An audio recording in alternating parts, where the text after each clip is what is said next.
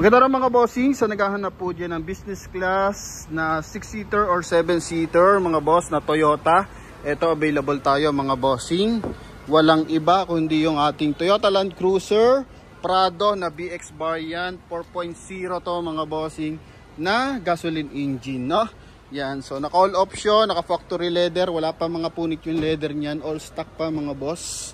Presentable in and out, naka Michelin tires, all disc brake, walang basag yung mga tail light tsaka headlights. So yun nga, BX variant mga bossing, no? Kulay black yung ating unit. Din sa pricing, price nila dito is 1,440,000. Sa Promote PH, makukuha mo lang to sa halagang 1,325,000. Dalawa available niyan susi mga boss, you know. Okay, then kasama na dyan yung transfer of ownership. Kaya kung interesado ka, so eto na mga bossing. Kung nangangarap ka rin ng Prado, eto na mga boss. Mas mababa ang presyo natin dito compare mo doon sa mga naunang Prado natin, ano? So ito mga boss, is coding is Tuesday ending 3. So as in presentable yung kanyang headlight, front grille, tsaka fog light mga bossing, walang basag mga boss, no? Then dito naka 4-eye sensor sa harapan. Yan, para at least kung may mga sumisingit, nadedetect natin driver. Then ito naka ano yan, chrome mga boss.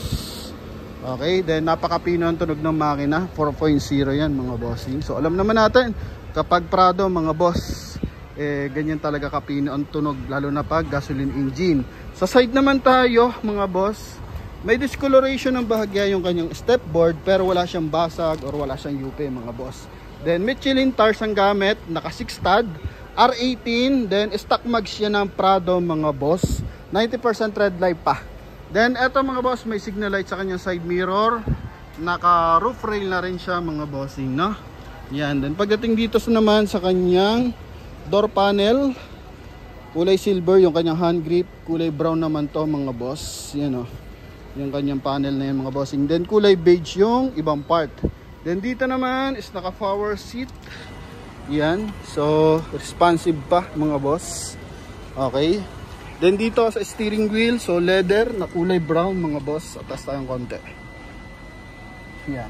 So dito mga bossing, mileage is 128,325.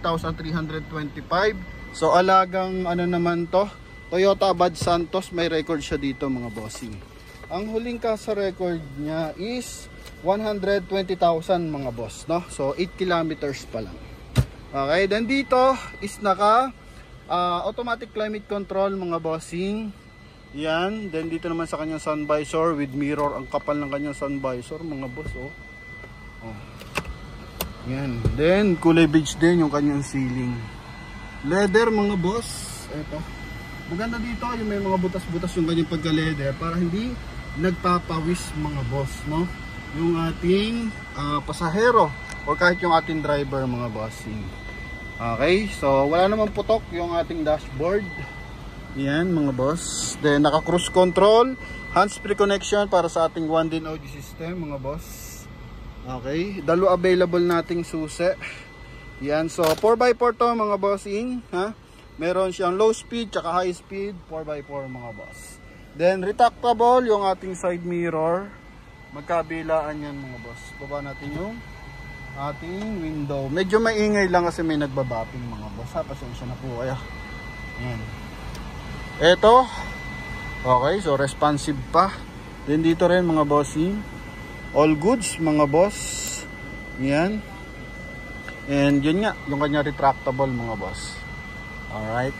Yan. So maskulado pagdating dito sa loob ng ating Prado mga boss. Yan. Push start unit, keyless entry mga boss. Ano? Yan. Then dito naman EUX 12 volt socket, armrest. Then may lagayan dito ng gamit mga bossing. Dito. Yan o. Yun mga boss. Okay. Then punta tayo sa second row mga bossing. So sa naghahanap dyan ng Prado, ito mga bossing, 1,325,000 to mga boss. Kasama yung transfer of ownership. May armrest. Yan mga bossing. So kailangan lang itong i-detail na maigi. Yan. Alright. So ito mga bossing. Then sa likuran, buo ang taillight mga boss. Oh. Pati dito chrome. Then naka ano to, 4i din yung kanya reverse parking sensor mga boss.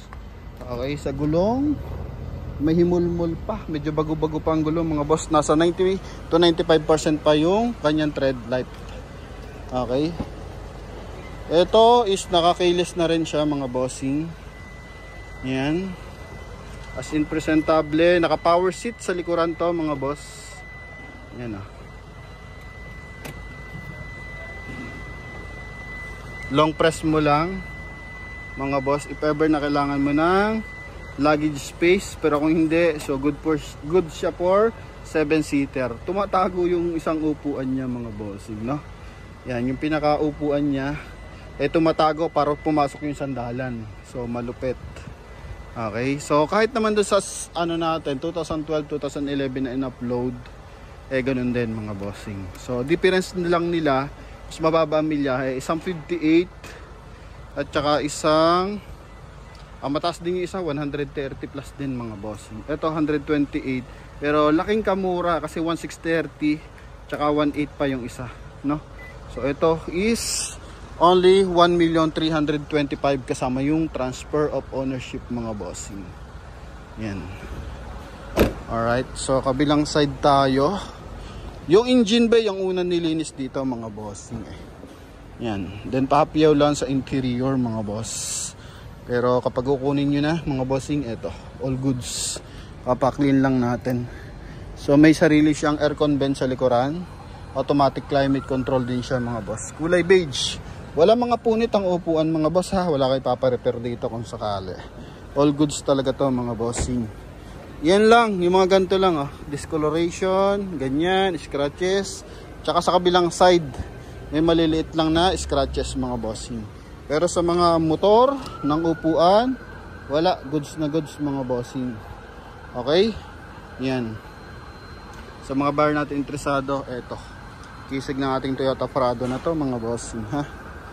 Yan. So, punta tayo. Saan pa ba may scratches ako nakita? Sa hood mga boss. Yan. Iba naman mancha lang yan ng mga mga boss, mga puno, yung mga dagta. Then dito dimple ng bahagya. Yun lang ang nakikita natin diyan. Malalait natin sa Prado na to mga bossing, Then the rest goods sa kanyang steering wheel mga boss Yan. So responsive din yung kanyang power tilt mga boss. Okay. Yan. So hindi ka mahirapan diyan. Okay, so dito tayo sa ating engine bay.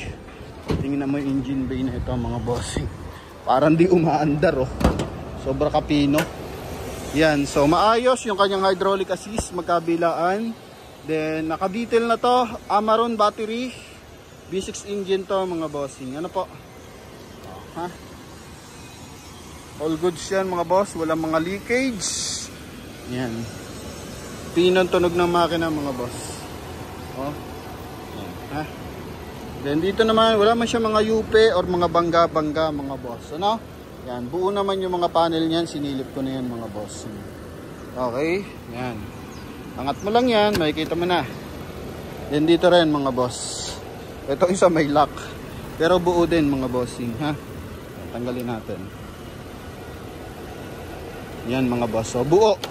Okay? So balik lang natin yung kanyang clip. Yan mga boss.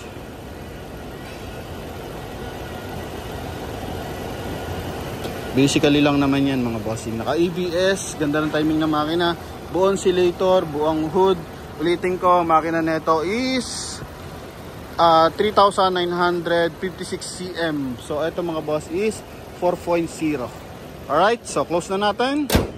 Yan mga boss, sa mga buyer natin nagkaka-interest sa ating Toyota Prado, guaranteed and tested, walang kalampag, maayos ang transmission, walang mga lumalagotok mga bossing Yan, so eto yung ating Toyota Prado. So made in Japan syempre mga boss.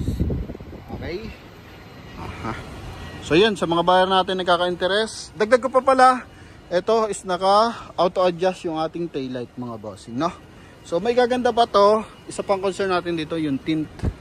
Yan mga boss, So sa mga kakabili, yan lang, mga minor concern lang mga boss. Pero mga windshield, so walang basag yan. Window, taillight, headlight, yan mga boss, klaradong klarado, maayos at presentable yung ating unit.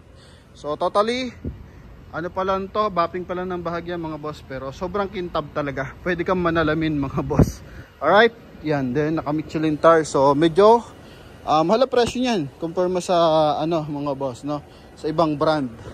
Okay, so yun lang naman, additional lang yan, tawag dito, idea para sa ating mga viewers and buyers sa ating Toyota Prado 2013 model. Mababa to mga boss ha. Ito yung pinakamababa nating presyo pagdating sa Toyota Prado mga boss. Alright, so yun lang mga bossing.